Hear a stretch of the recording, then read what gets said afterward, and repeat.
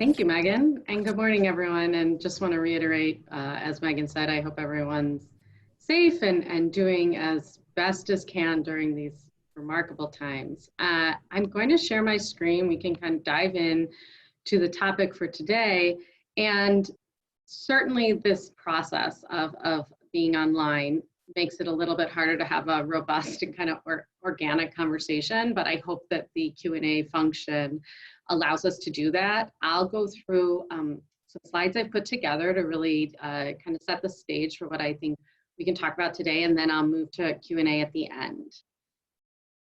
So our key topic today, managing strategic culture transformation, and specifically within the healthcare organization, and then even more specifically in terms of navigating an M&A environment, really thought we could together discuss three key things. I wanted to start, sorry, I'm just moving this chat box over. Okay, I wanted to start by really setting the context. We have studied a lot of trust in healthcare and the role of culture in transformation. So I just wanted to ground us with some of the research on the impact of really investing in culture transformation during M&A. And then I'll move into three key parts. I wanted to first start about culture in the due diligence phase before then moving into what culture transformation can look like during announce to close, and then really dive into what I would recommend as a kind of seminal component of the post-close culture experience. So that's what I would love to cover for today, and kind of diving into that context setting. Edelman has studied trust significantly for the past few decades, and notably trust in healthcare is low. I don't think this will come as a huge surprise to people, but I wanted to ground us in some facts. And before I get into the facts, I want to emphasize that we measure trust because trust is really a forward-looking metric. It's like the foundation you need to propel your organization forward. If you have a high trust reserve, you oftentimes can have a little bit more leeway, or you can lead in new ways with your key stakeholders. Oftentimes, people will ask us, why do you measure trust? Why wouldn't you measure reputation? And in terms of reputation is backward looking. It's like what you've done to date. But if we're thinking about the fuel, and especially in these uncertain times, we're going to need a lot of fuel to propel us forward. We would really recommend that trust is that most effective metric of kind of where you stand. And healthcare is the least trusted of the 15 sectors that we look at. You can see even a 9% drop year over year. And these are 1 year old stats. Our newest cut on 2019 is still coming out. So kind of just want to clarify that, but still notably the lowest of the least trusted sectors. And what's interesting about these blue bars are trusted. Gray is neutral, and there aren't any in the green bars of distrust, but notably healthcare is actually quite close to being distrusted. It's just on the brink of when we might move it into a green one. I want to just note this is US, but healthcare is also the lowest in a few other countries: Brazil, Colombia, Japan, Poland, and Russia. If we kind of dive into healthcare a little bit more, the subsectors also saw a significant trust decline. Again, we're one year out here. The next cut of data will be out shortly, but if in looking through, we'll have then 2019, but in looking through 2018, you can see what was dropping. And even hospitals, while the highest, it dropped 1 point. So this is the landscape, but I want to emphasize that what we're experiencing right now in real time, it's obviously, we all know this, significantly changing the healthcare industry landscape. And this is the most recent trust data that we have. This just came out last week. We did a kind of flash poll to understand that scientists, health officials, and doctors are the most trusted during the COVID-19 outbreak. You can see these are all the people kind of driving conversation around COVID. And the top 5 are all within the science, health officials, and doctors. So much greater than journalists, so much greater than government officials. And what's interesting is this comes after a period where healthcare has been so distrusted. So we're now at this really interesting tension point. And again, this is data that was just out last week. It was fielded in March. I mean, this is fresh off the presses, and we don't know how this is going to change, but we can say, and in working with our clients over the past few weeks of emphasizing the voice of the healthcare industry has been so important. I also just want to note that outside this blue box, the 63%, a person like yourself, this is a really interesting stat as well, because we of course have shifted from looking at authority figures most recently to looking at people people like ourselves who drive the conversation. And so it's notable that outside of healthcare, that kind of person-to-person conversation still remains very, very high. I can say that pre-COVID, the person like yourself, my coworkers, that those people were really leading the conversations on credibility. Not credibility on healthcare, but credibility in terms of where I get my news. And of course, this all shifted because of COVID-19. So, what does this all mean in terms of, especially as we think about the business problems that you may be solving, and what we together will work on moving forward? And what this means is that the healthcare industry has a real credible voice, but their employees notably are likely, going to be going through so much change in the next months, and culture is going to be critical to healthcare at, full stop. Also to integration success, certainly. And I want to kind of break those two apart, because healthcare alone, we anticipate an absolutely overwhelmed workforce that is coming out of one of the most intense periods of time. And so culture is a key driver of having the mental energy and the purpose of showing up at work and feeling this great sense of community. But then if we think about the uncertainty of an integration, an exhausted workforce and integration, those are two huge components that we have to consider in terms of crafting thoughtful cultures that are going to support our employees during this key period of time, and then of course onward as integration continues. That really sets the stage of why this work is so important in M&A all the time, but especially during the current state. Transformations. I mean, this is where we get into M&A. M&A on its own is significant. A transformation like a merger, they're hard, and notably most fail. So 76% of transformations, and here transformation is defined largely, but of course one major transformation is an M&A. 76% fail. That's a huge number, but there's great hope. Transformations that effectively shift people's behaviors and their mindsets are 8 times more likely to succeed. 8 times is a significant lift. And so I want to just emphasize that this focus on behaviors and mindset, which certainly is at the core of culture work, that is a huge lift for moving through successful integration. And more so, this key word of aligning buy and sell side cultures, that is so critical in terms of, we just talked about behaviors and mindsets on the previous slide, but here it's about this aligning of behaviors and mindsets that's so important. A few stats that really underscore this. 250 global executives, 2 out of 3, their top reasons given for disappointment with acquisitions were related to culture. And culture was found to be the cause of 30% of failed integration. So you can see that this is oftentimes like a key thing that people are pointing at and saying this is going to be a key driver, or this is going to be a major vulnerability of integration success. So just want to underscore that the alignment, it really enables what oftentimes is successful during integrations, this disruption, this engaging, this driving success during the complexity of an integration.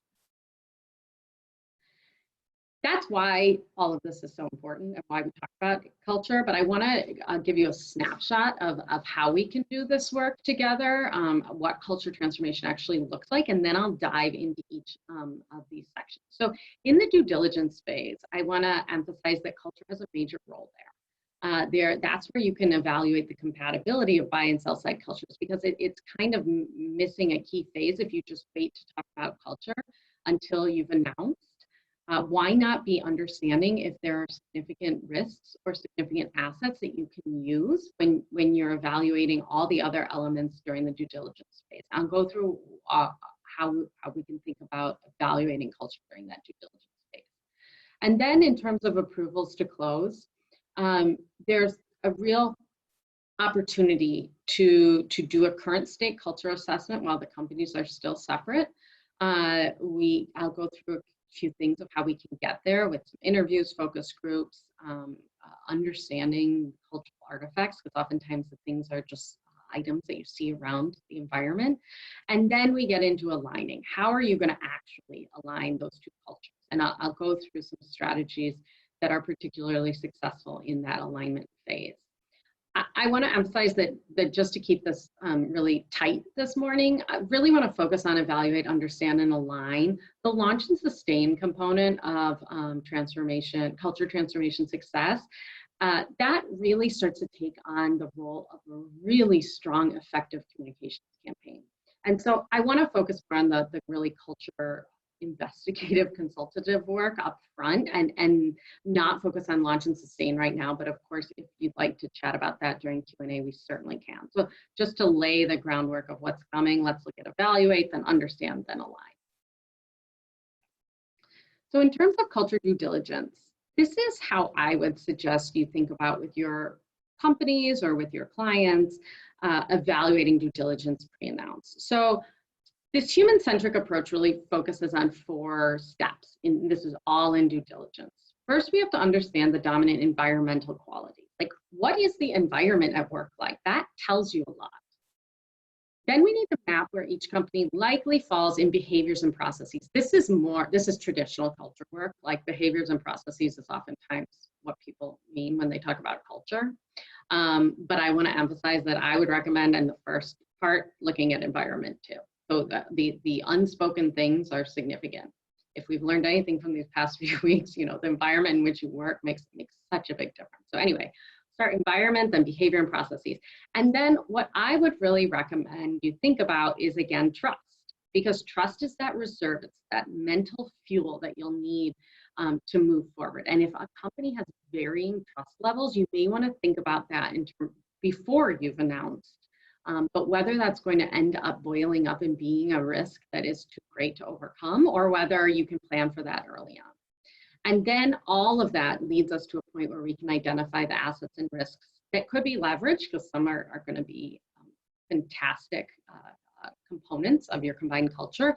And then you can start mitigating some risks early on, or flag if any risks are unreconcilable, and that could ultimately be the reason that some of those statistics on culture contributing to a deal failure, you could kind of spot those up front.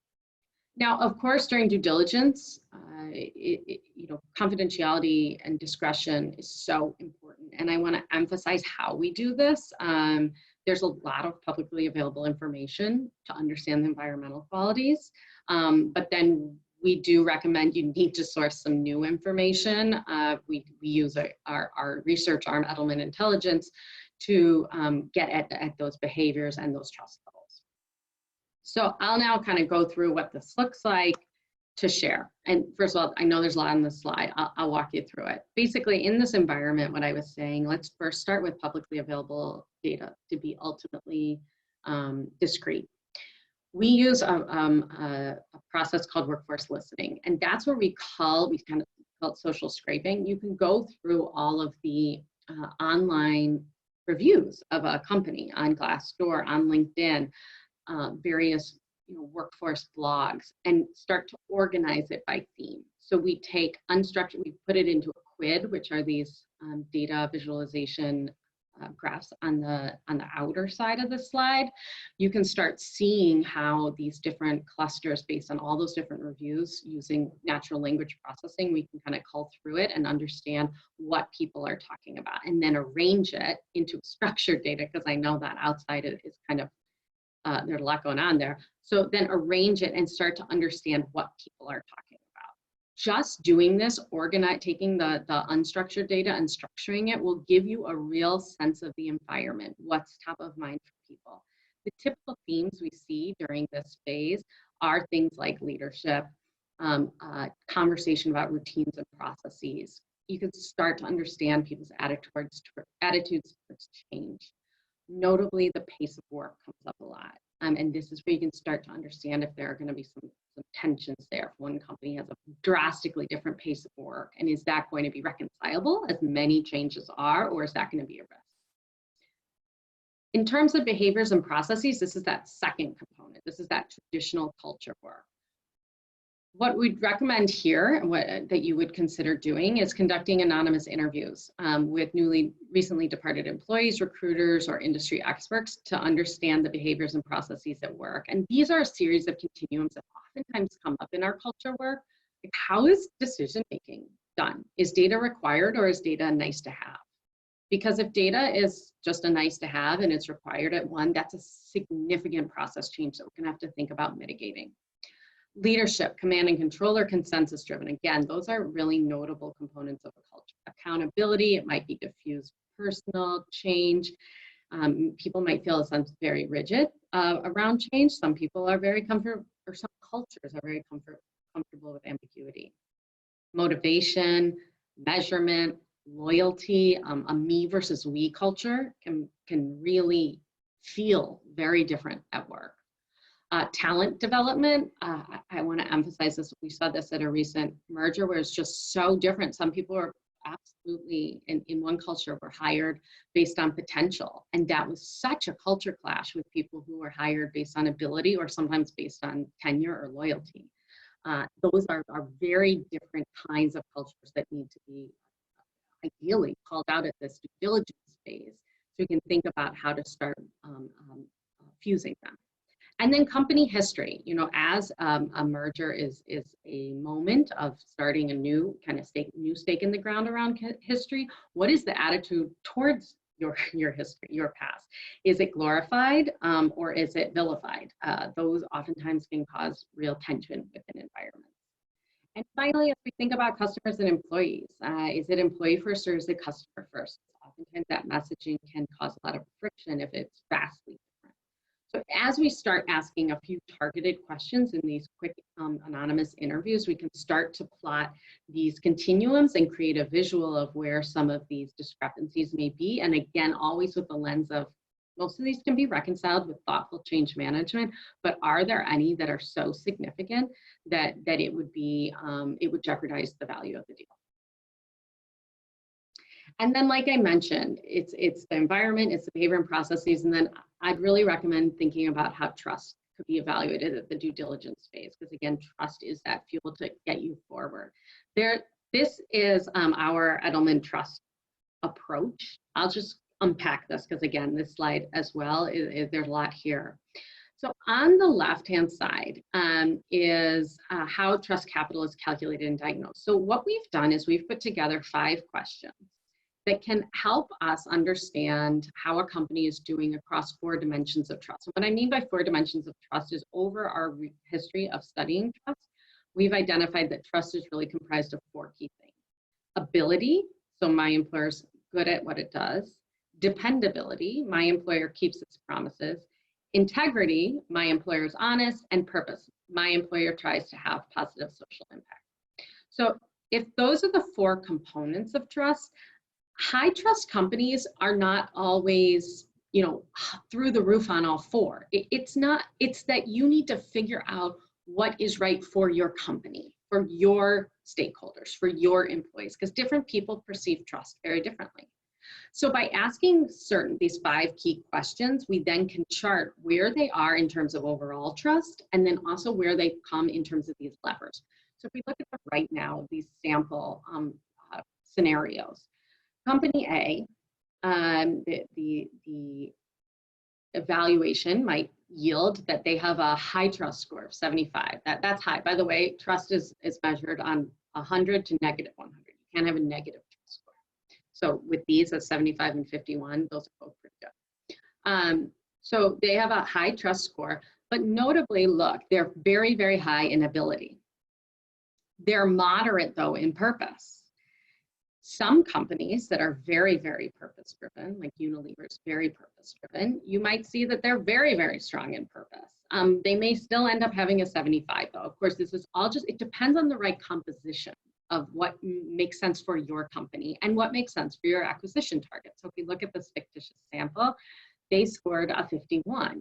Now, notably though, we wouldn't just go home being, oh, well, I'm 75 and you're 51. Let's look at the drivers of trust, whether those are compatible.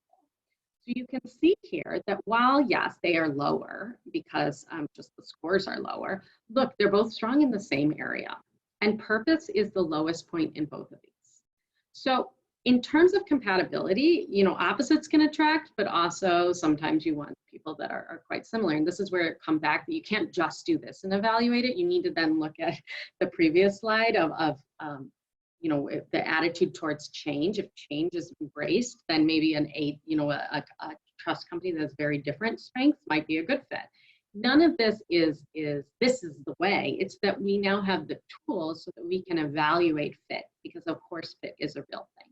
But that's how you can break down really understanding what you're getting into in terms of culture. Instead of just saying, is this culture compatible or not, let's actually break it down into environment, into behaviors and processes, and into trust.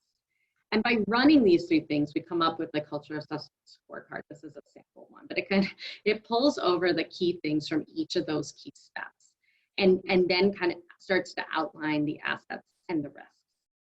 This would be, because of course, like let's just take this middle one where we have the continuums here, the behavior continuums. Not all of those behavior continuums are going to be top priority for you to kind of address at this due diligence phase, but you might start looking at some risks. If leadership is drastically different, that might be a red flag, and we need to think about what we do to mitigate it. If loyalty is very much hovering around we, that is a huge asset. That's hard to teach loyalty. And the fact that both are around we instead of around me, we want to think about that from the jump. And then with decision making, this comes back to kind of the example I flagged at the beginning. If they're drastically different on that poll, that potentially is a risk. So then you can start thinking, okay, well, so this doesn't feel just like an abstract and really interesting study. What can we start doing? Well, these are, again, fictitious examples, but say, we just said change is widely accepted across both entities. Say that's one of our findings. Well, then starting a change agent campaign at both companies before the announcement is made might be a moment of just starting to inject this pride in being a change agent.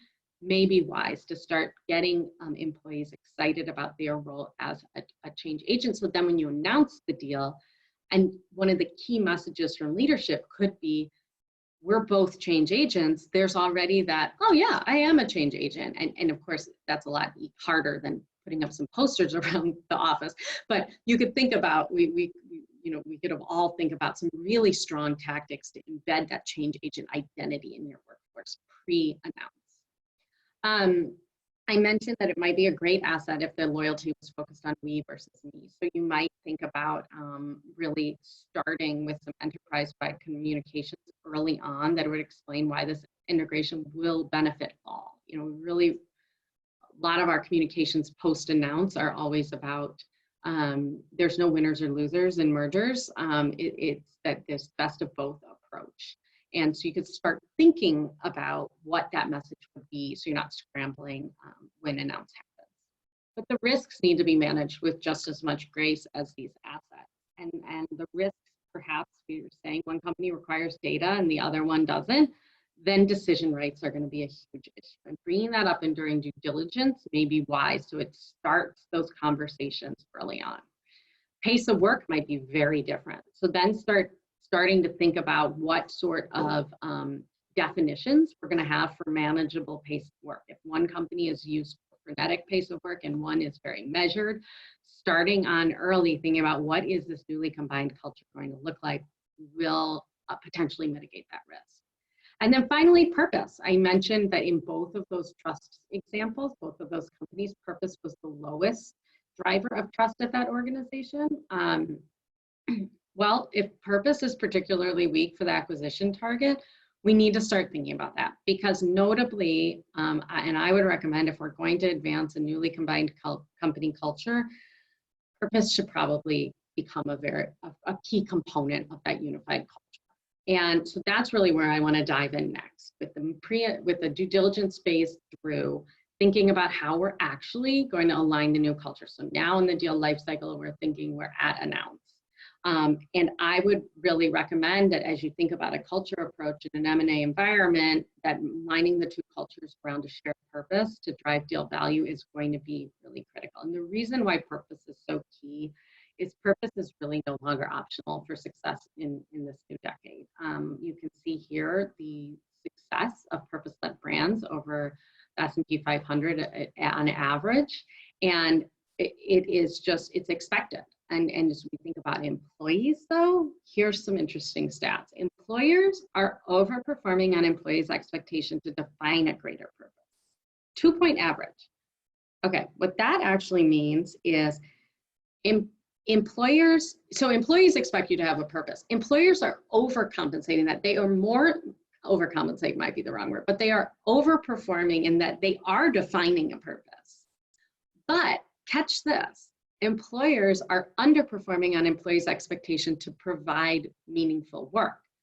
11-point gap there. So they are defining purpose, but they're failing to carry it through each component of the employee experience. And that's when the merging of two companies can really come into play. That if both companies have a purpose, as we can see, most companies do have a purpose statement now.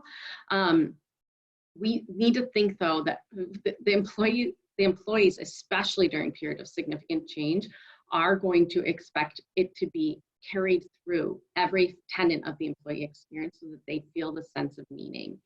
And this would be the strategy to align those two cultures around purpose. This is what I would recommend you consider. And I'll walk through this because it's a big diagram. Let me just break it down. So like I said, data proves that most companies have defined a purpose, even overperforming on expectations of having a purpose. So business purpose oftentimes is where when you show up with your announced acquisition target, you may already both have a purpose statement. But what I would recommend is thinking about how you're going to align the leader purpose to the business purpose. Oftentimes we have business purpose, but the leaders haven't actually articulated how they themselves are see their role in advancing that larger purpose.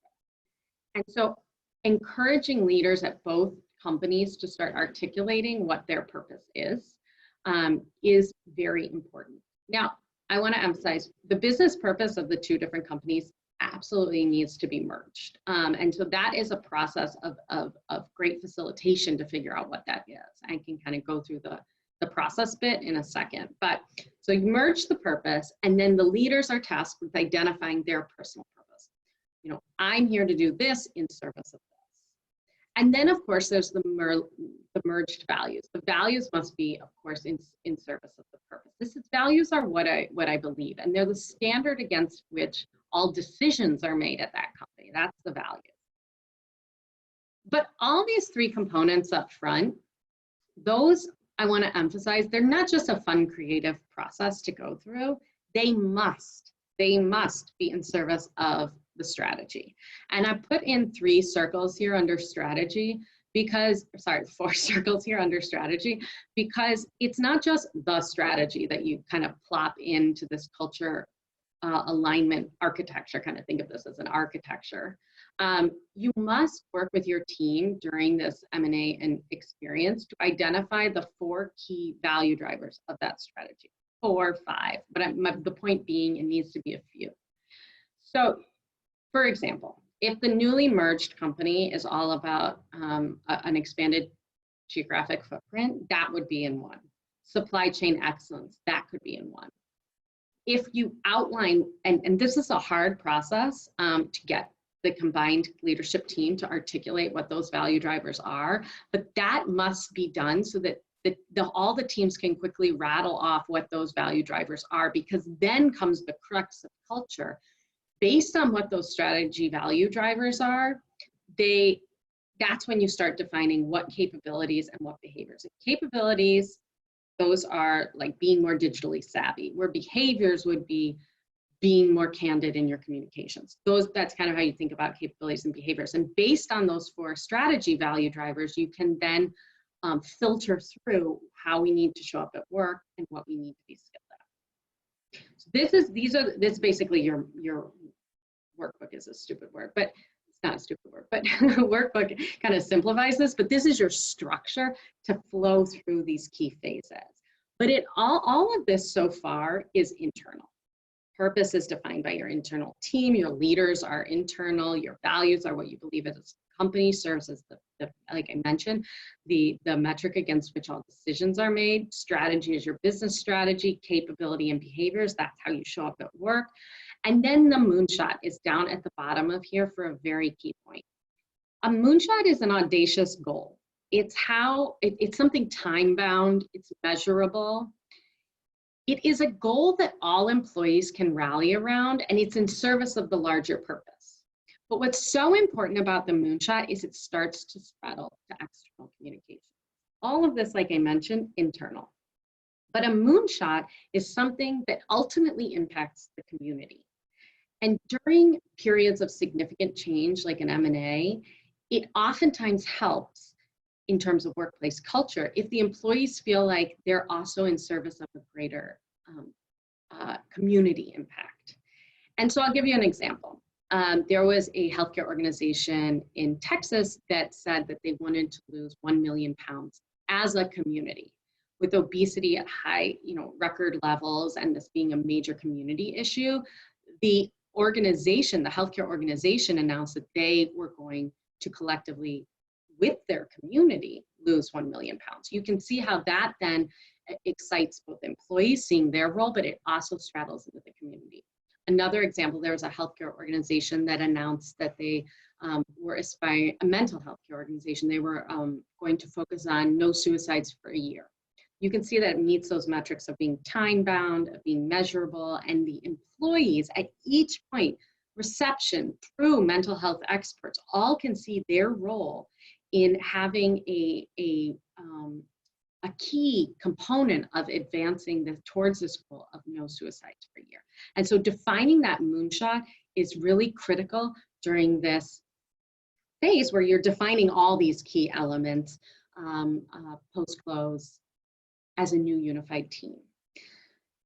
Now, the process to get here is oftentimes in terms of coming up with a current state culture assessment at both organizations, and then understanding this is the fused culture, but you oftentimes need to start by understanding a current state at either company. And the process we take to do that, and would love to hear your processes too during Q&A, is in-depth interviews with key leaders. You might want to do some focus groups, survey on current ways of working. You can kind of visualize that mapping along those continuums, those behavior continuums, certainly lend itself to a widespread quantitative survey. But then it really requires the senior leaders of the newly combined companies to retreat and define their newly combined purpose, their leader purpose individually, ensure what values are there, and then that key conversation about what are the top drivers of our strategy before articulating the capabilities and behaviors. And then it's very much a creative exercise to define a moonshot that then oftentimes becomes the part of the external identity of the CEO. So that's our strategy to align these two cultures, again, back around purpose. I really want to emphasize that purpose oftentimes is that key linchpin in filtering through this fully newly combined culture. And so once that's all organized and articulated, and that is hard work, I just want to emphasize that we oftentimes would recommend that launching a new co-culture needs to start at the top. Leaders must play an active, visible role. Behavior change, it will eventually be owned by employees, but it must first be demonstrated at the top. I want to emphasize before I get to these stats that we're in a time where employees at all levels are really drivers of a lot of change, and engaging middle management, engaging bottoms up strategies when it comes to culture are incredibly effective. But that doesn't replace the fact that a leader must be highly visible and must be active. And I would say that even in that due diligence phase, and perhaps we should talk a little bit more about this, but if the leaders are reticent to be visible and active in this newly combined culture, that is a risk, because you cannot replace the leadership voice when it comes to culture change. Even though there's so many fantastic things to complement it in terms of bottoms up and middle management engagement, I just want to emphasize that the leadership role is absolutely essential. And here's the stats to prove it. Transformations, and like I was saying, transformation is a broad term. M&A certainly is part of a transformation. They're 6 times more successful when a CEO is visibly advocating for the transformation. That's 6 is a huge lift. 5 times more successful when company leaders share a compelling narrative and model the behavior change they're asking employees to make. So notable, modeling them. And then 12 times more successful when senior managers communicate continually with employees. So we've got to get the leaders to believe in this combined culture and actually believe in the value of culture too. And so what this really looks like is a leadership summit. And this leadership summit, we've done digital ones, we've done, I recommend in person by far, but we're in a new era now of where digital is where what we're adapting to, and I want to emphasize that I think it's worth it to do it, even if it's digital. And at this summit, it needs to be crafted with as much care as any other huge seminal company moment. It's all about discussing the importance of an aligned culture. You must solicit buy-in of that new culture, design experiences that signal this new moment and leave old behaviors behind, and identify, this is where the larger team can identify their personal purpose. The leader should have done it at that earlier key juncture where they're defining all facets of the new company, the C-suites in there. This is the larger, this is the larger leadership team. And a few things here. We got some pictures on the right. I can just kind of describe a little bit about what this actually can look like. Key physical things like having these resources arranged on people's desks. We've had frames before where people write their purpose and then it is prominently on their desks moving forward. That stuff, it may feel a little bit soft. It works.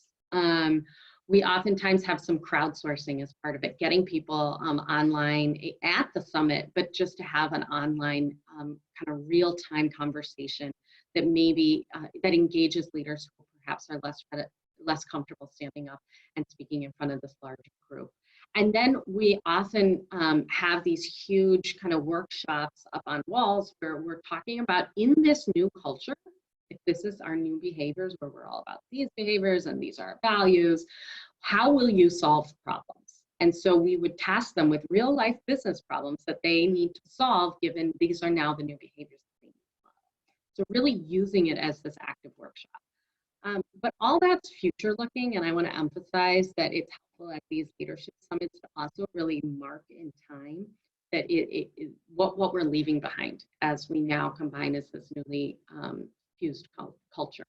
And so we've done also experiences where you publicly acknowledge what behaviors you're no longer going to adapt. A farewell, a funeral of sorts to behaviors that no longer are in service of the strategy. And again, want to emphasize, it's no longer in service of the strategy.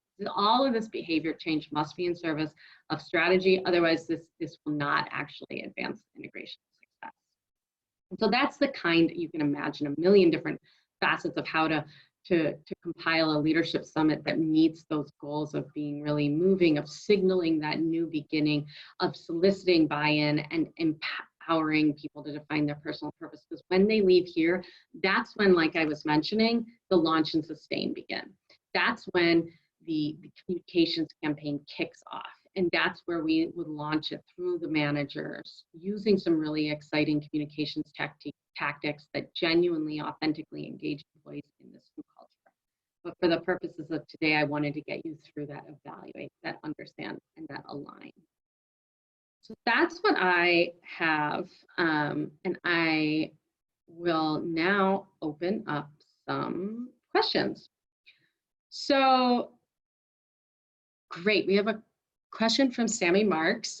For this conversation, can you provide a working definition of culture? Certainly. Goodness, I should have started there. So for culture, I talk about it a lot as the behaviors and beliefs that drive a company's strategy. Culture, though, let's be frank, it's kind of like the wind. A lot of people use that definition, but I think it works. It's around you. You can absolutely progress quite quickly when the wind is behind you. If it's in your face, it literally stops you in your tracks. But those behaviors and beliefs, oftentimes, again, getting at that wind analogy, just to beat it to death, it really, it's the way we do things around here. They're not always things you can point at. And that's why it becomes very tricky if you don't have a structure like, this is the one I found really helpful. Honestly, what we've done is we build this out, and then we put the actual strategy in those circles, and we write the values so that people can then say this thing that we've been calling the wind, here's what it looks like. And then it needs to be reiterated again through that careful communications campaign. But for me, culture is behaviors and beliefs that drive an organization's strategy. Jake Doman, in M&A, how do you define the right culture for a new entity? The buyer seller may have a strong culture, but what are some best practices to decipher or create a new culture? Such a great question. And I would say there's no right culture. There's only a culture that's in service of strategy. And that's precisely why I'm sorry, I'm pointing at you. It looks like I'm pointing at you, but I'm pointing at the slide. That's precisely why this slide is so important as a filtering mechanism. Because if you can articulate those strategy value drivers, that will help you figure out the right culture. Now, what of course we see in M&A is oftentimes there's a company that is thriving. Their culture is receiving record marks. And then they merge. And so the default would be like, okay, well, the one's working, so let's just slap that on the whole new workforce.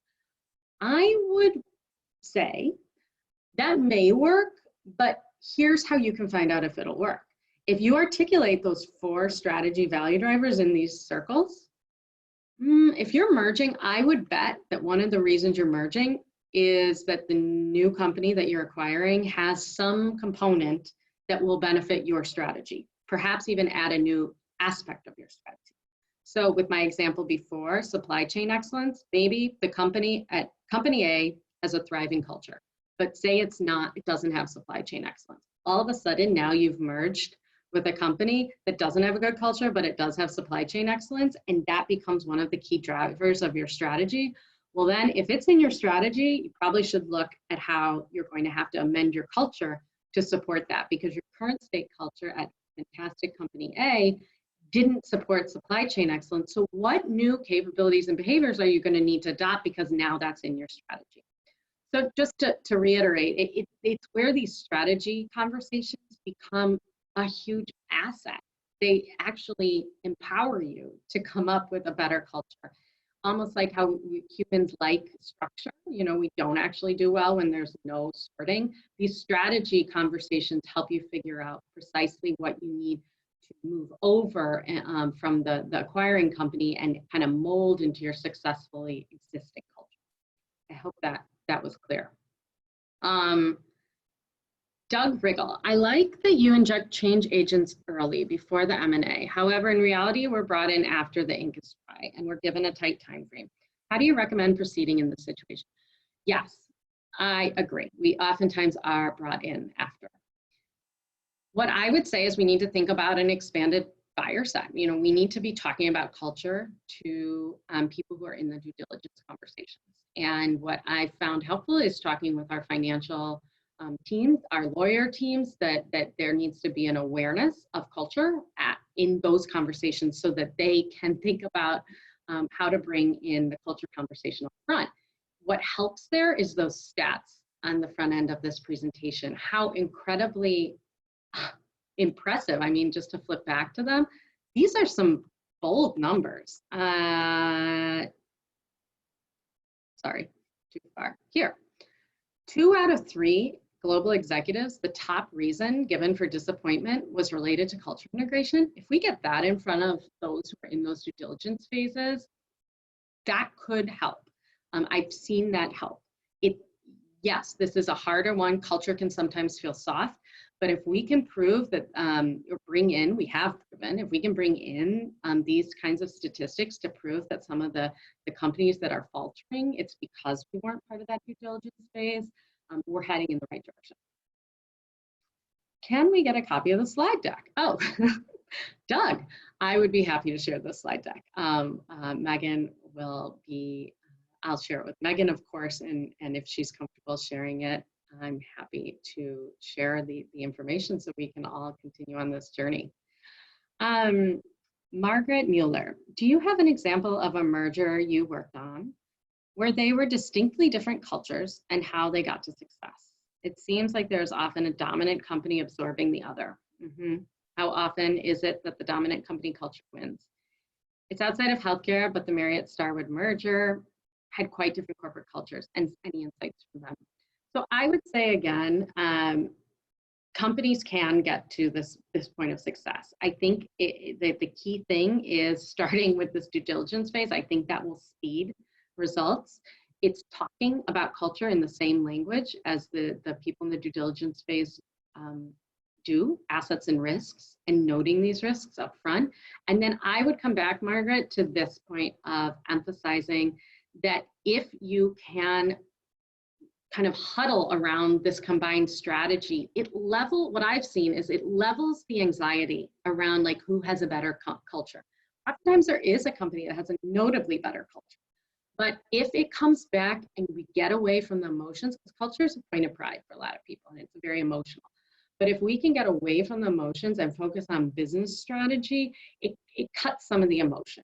And that's where I would say very different companies, very dominant companies, can sometimes get a bit of humble pie if they see that the acquired target has a key component of one of those four circles. Not to hit these circles coming up, but I really have seen them work quite well. The one of these circles is from the acquired target. Well, then we're going to have to alter our behaviors as well. So I just would emphasize that this kind of architecture can be so incredibly helpful. And then I would say the leader visibility is so important, because if the leader is talking about the value of the acquired target, they're signaling that this combined culture is of paramount importance. So that's the last question I have.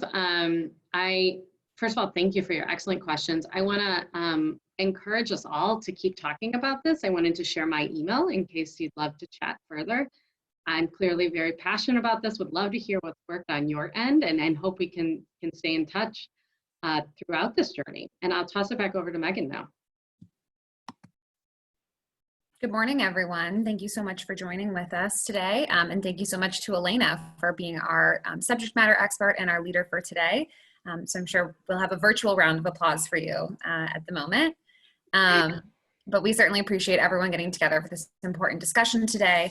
And I also, before we sign off, want to thank our sponsors of the forum one more time, ZS Associates, Northwestern Medicine, and United Healthcare, who have been fabulous partners with us in bringing this important discussion to this group of people at what is an uncertain time for all of us. So it's nice to connect with everyone. We're looking forward to, in a couple of months, bringing another healthcare forum event to you all.